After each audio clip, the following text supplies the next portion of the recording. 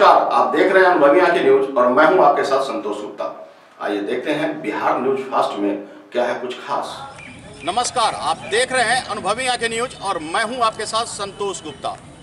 आज हम बिहार के गोरेलाल मेहता महाविद्यालय के प्रांगण में हैं।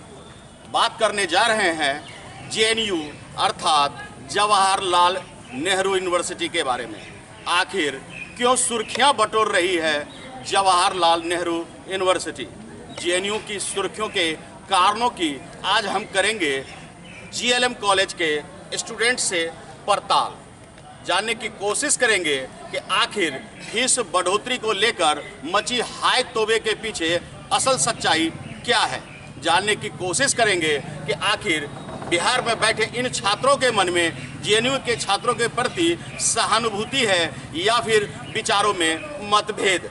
ऐसे ही ज्वलंत सवालों के साथ आज हम जीएलएम कॉलेज के छात्रों से रूबरू हो रहे हैं। कहीं मत जाइएगा, हमारे साथ बने रहिए और देखते रहिए अनुभवी आंखें न्यूज, क्योंकि यह है आपका चैनल, आपकी आवाज़। ये बताइए कि जो जेएनयू इस समय सुर्खियां बटोर रही है और फीस बढ़ोतरी को लेकर जो हाय तौबा मची हुई है, आप उससे कहाँ तक सहमत हैं? देखिए, पहले जेएनयू का फीस पहले से 30 गुना फीस अधिक हो गई जी।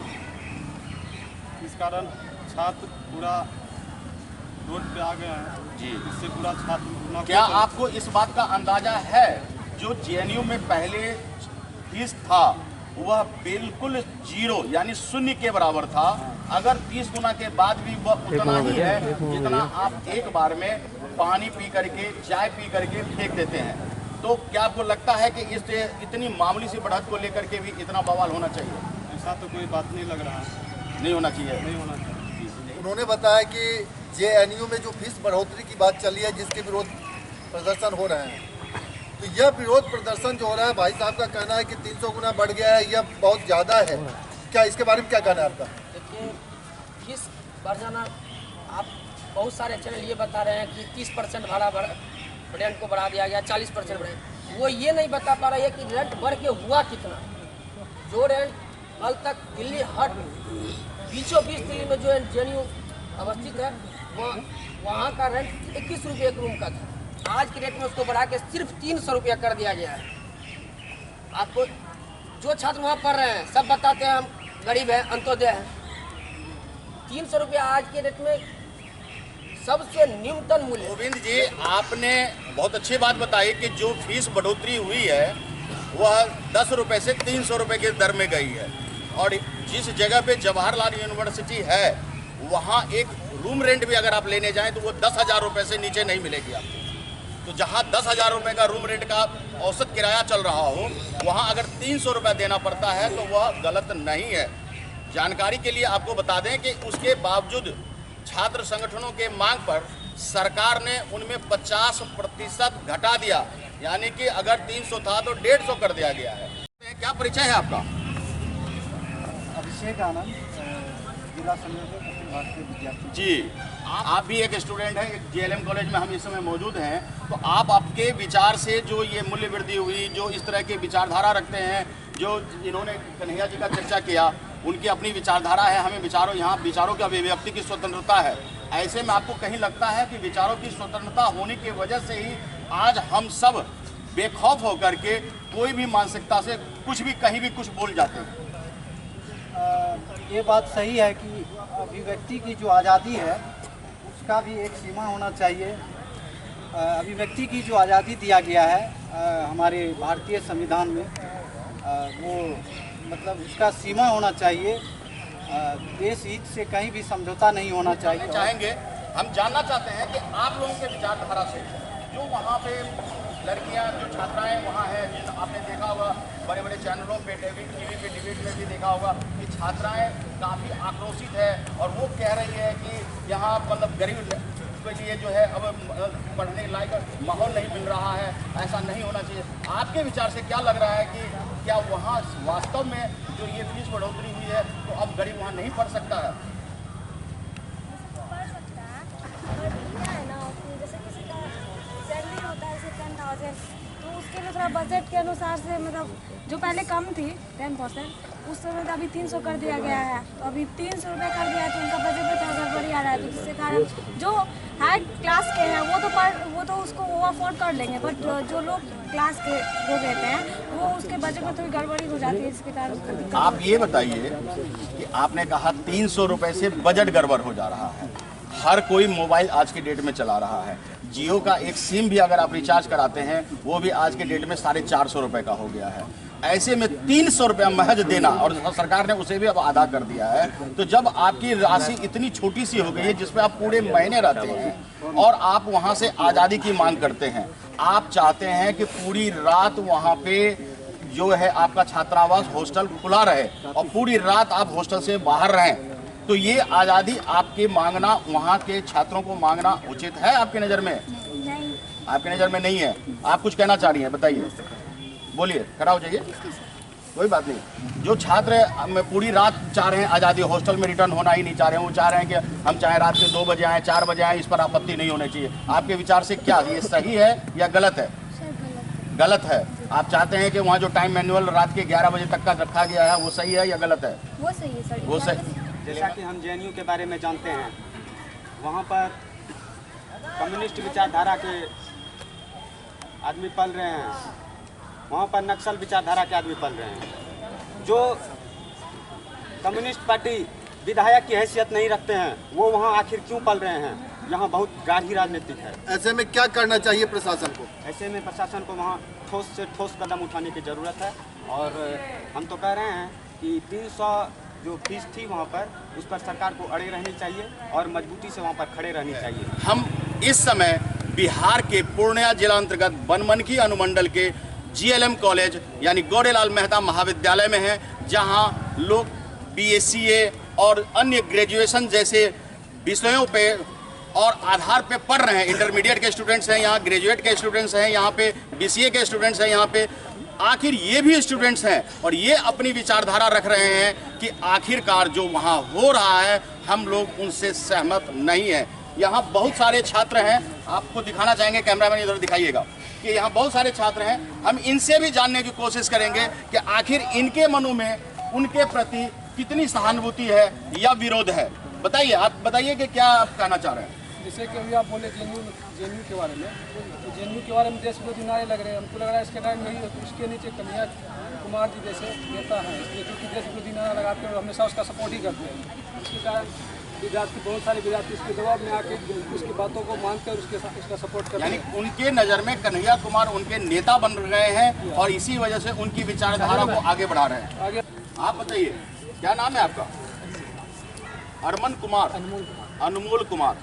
अनमोल जी, जो जेएनयू का माहौल है, शिक्षा केंद्र जो होता है वह स्टूडेंट्स के लिए होता है और खास करके उनकी नींव रखी जाती है वहाँ पे एक अच्छी विचारधारा के लिए। जेएनयू आज टुकड़े टुकड़े जैसे आवाज़ के लिए बदनाम होता जा रहा है।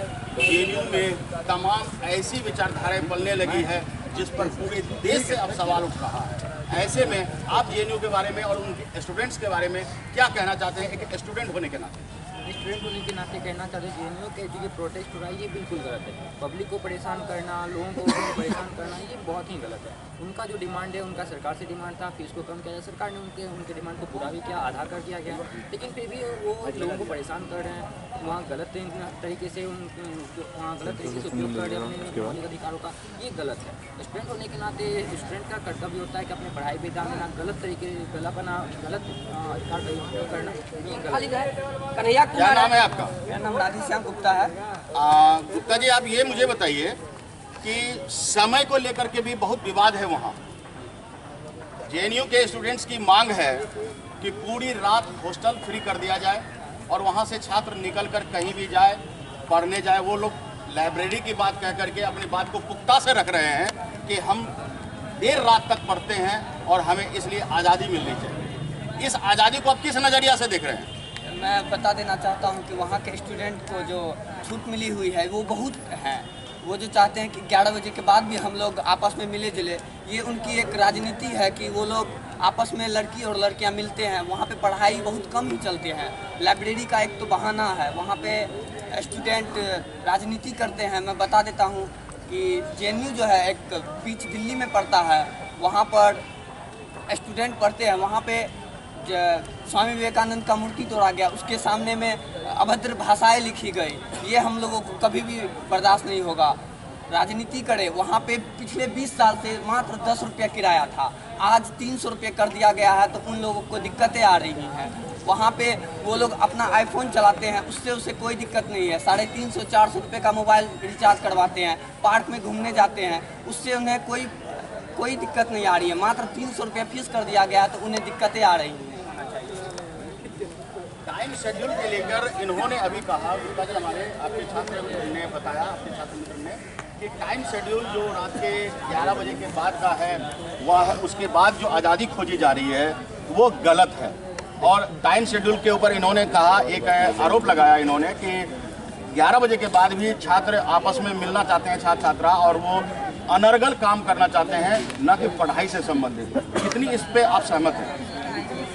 टाइम शेड्यूलिंग की जहाँ तक बात है, मतलब 11 बजे तक वो ठीक है, लेकिन उससे ज़्यादा करने के बाद वो गलत है। 11 बजे के बाद जो मांग हो रही है कि पूरी रात आज़ादी दी जाए और हमें पढ़ने दिया जाए, उनका कहना है कि हम दिन में नहीं पढ़ पाते हैं तो हम रात में जाते हैं लाइब्रेरी में पढ़ने के लिए, तो ये मांग उनका जायज़ है या नाजायज़ है? वो समय के लिए देखा जाए तो उनका बात जायज़ है कि गैर जरूरी काम होते रहता है, बट कुछ जगह देखा जाए तो कोई स्टूडेंट है जो जॉब भी करता है, पढ़ाई भी संभालता है, तो उनको रात में चाहिए। और हो सके तो ये ज़रूरी नहीं है कि जो रात में कहीं बाहर जाए या घूमे फिरे तो वो गलत करे। हो सकता है मे भी वो अपना पढ़ाई का डिस्कशन करे या उसके लिए एक टाइमिंग शेड्यूल नहीं होना चाहिए, पूरी रात वो पढ़ेंगे, पूरे दिन वो काम करेंगे, तो फिर मतलब क्या ना, जैसे दो टाइप का होता है, या तो कोई सुबह पढ़ के अपना पूरा करता है या कोई रात में करता है। और जैसे हॉस्टल का बात करें या मेस का बात करें तो उन लोग का एक अपना कैटेगरी वाइज होता है कि अपना जैसे ग्रुप ही बना ले, फिर उस हिसाब से करे तो वो भी चलता है। तो वो हॉस्टल के स्टूडेंट्स की ये मैटर है ना कि हॉस्टल में 11 बजे के बाद जो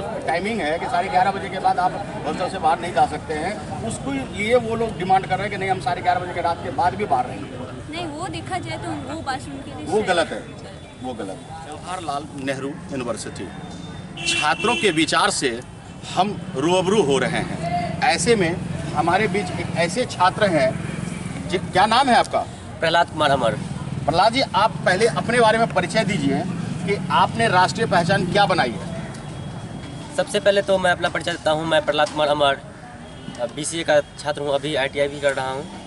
उसके बाद अभी NCC करके इस साल 2019 में NCC फाइनल किया हूँ। इसमें मैं RDC 2019 में दिल्ली में जो चल रही थी उसमें भाग लिया था। और यहाँ पे JLM कॉलेज में अभी कॉलेज मंत्री हूँ।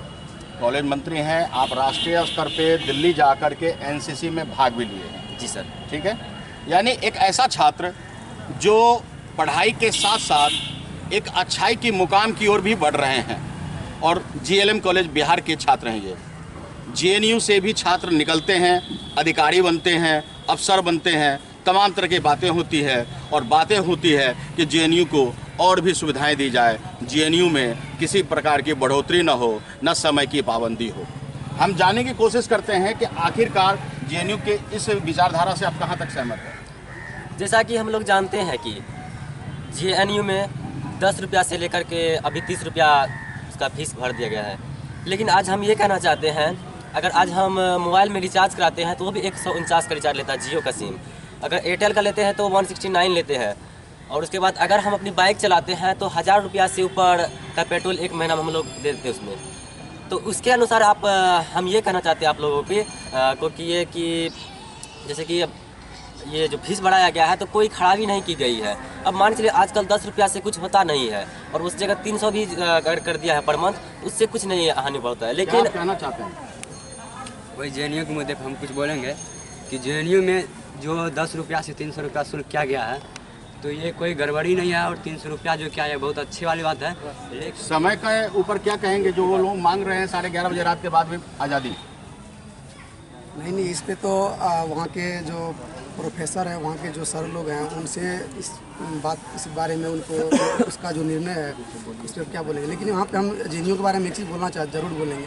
तो वहाँ पे अच्छे से अच्छे प्रोफेशनल में लोग वहाँ से पढ़ के जाते हैं। वहाँ पे गरीब बच्चे पढ़ते हैं, लेकिन वहाँ पे अमीर बच्चे ही पढ़ते हैं जो हमारे नज़र में नहीं होते हैं। तो वहाँ इसके बारे में एक बात और बोलना चाहूँगा। वहाँ पे लोग जितने अच्छे रास्ते पे जाते हैं, उसमें काफ़ी सारे ऐसे लोग हैं जो गलत रास्ते पे भी उसमें जाते हैं। तो मैं इस बात से मैं अवगत कराना चाहूँगा, सरकार को इस आदमी की इस तरह के आदमी को पकड़ना चाहिए, खोजना चाहिए और उसे बाहर निकालना चाहिए JNU से। JNU के छात्रों से आप क्या कहना चाहेंगे, एक छात्र होने के नाते? मेरा नाम साजन कुमार, GLM कॉलेज अध्यक्ष विद्यार्थी परिषद। JNU के छात्र से मैं यही कहना चाहता हूँ, जो वो अपना आज़ादी चाहते हैं, वो आज़ादी उन्हें नहीं मिलनी चाहिए। 11 बजे के बाद उन्हें खुलेआम घूमने या पढ़ने के बहाने से कोई भी जो आज़ादी खोजते हैं, उन्हें आज़ादी नहीं मिलना चाहिए। समय की पाबंदी के ऊपर क्या कहेंगे? समय की पाबंदी तो ये बहुत गलत है कि आपको 11 बजे टाइम दिया है, उस पर आप सहमत नहीं है, उसको सहमत ना देखें। 11 बजे बहुत ज़्यादा ही टाइम हो गया, क्योंकि विद्यार्थी आप हैं तो खुलेआम आपको कहीं जाने के लिए टाइम नहीं दिया जाएगा। कहीं भी जो हॉस्टल का रूल्स होता है, वो रूल्स को आपको अपनाना होगा। क्या नाम है आपका? गुड्डू कुमार। क्या कहना चाहेंगे JNU के छात्रों से? JNU के छात्र जो है वहाँ चाहते हैं, अलगाववादी नेता बहुत ज़्यादा हो गए हैं, जैसे कन्हैया कुमार सभी छात्र को अलग कर रहे हैं। आप क्या कहना चाहते हैं? जी सर, मैं सबसे पहले आपको धन्यवाद देना चाहता हूं, क्योंकि आपने ये प्लेटफॉर्म दिया है राष्ट्रीय स्तर पर मैं अपने बातों को पहुंचा सकूं। और मेरा नाम मोहम्मद उमर है, मैं अभी BA फाइनल का स्टूडेंट हूं और मैं फ़िलहाल PG की पढ़ाई कर रहा हूं और साइड से मैं टीचिंग कर रहा हूं। मैं ये कहना चाहता हूं कि हम, जहाँ तक मेरी जानकारी की बात है कि सन 1969 ईस्वी में जवाहरलाल नेहरू विश्वविद्यालय की स्थापना हुई थी और हमारा देश अभी भी अगर देखा जाए तो गरीबी से अभी भी लड़ रहा है, जूझ रहा है। हमारा देश अभी विकासशील देश है। शायद मेरे हिसाब से लगता है कि मेरा आंकड़ा जो बताता है, आंकड़ा ये कह रहा है कि अभी 100 स्टूडेंट में से 40 स्टूडेंट ऐसे हैं जिसकी महीने की कमाई उसकी फैमिली की है 10 से 12 हज़ार।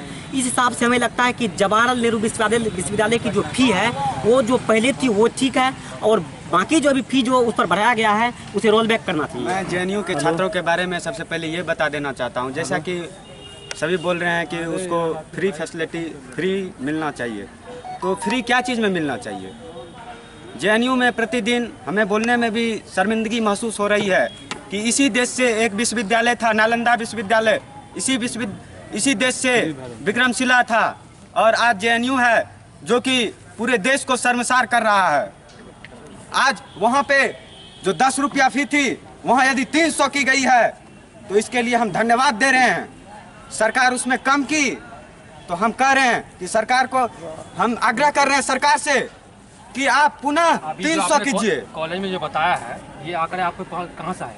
जी, ये आंकड़े हमने इंटरनेट के माध्यम से और यूट्यूब में कई सारे देखे, और न्यूज़ चैनल में और सोशल मीडिया के माध्यम से बहुत जगह मैंने इस चीज़ को देखे हैं। चलिए आप क्या कहना चाह रहे हैं? हम यही कहना चाहते हैं कि ये टाइम की जो पाबंदी थी, इसमें ये कहना चाहते हैं कि अगर स्टूडेंट को पढ़ाई के लिए टाइम चाहिए, तो उसमें कहीं स्टूडेंट को पढ़ने के लिए और सोने के लिए कम से कम 5 घंटा उसको नींद की ज़रूरत होती है। अगर वो 5 घंटा नहीं सोते हैं तो उनकी मानसिकता जो है ऑटोमेटिक वो ख़राब हो जाएगी। अगर आपने अब तक हमारा चैनल सब्सक्राइब नहीं किया है तो सब्सक्राइब करें और बेल आइकन अवश्य दबाएं ताकि खबरों का नोटिफिकेशन आपको मिलता रहे।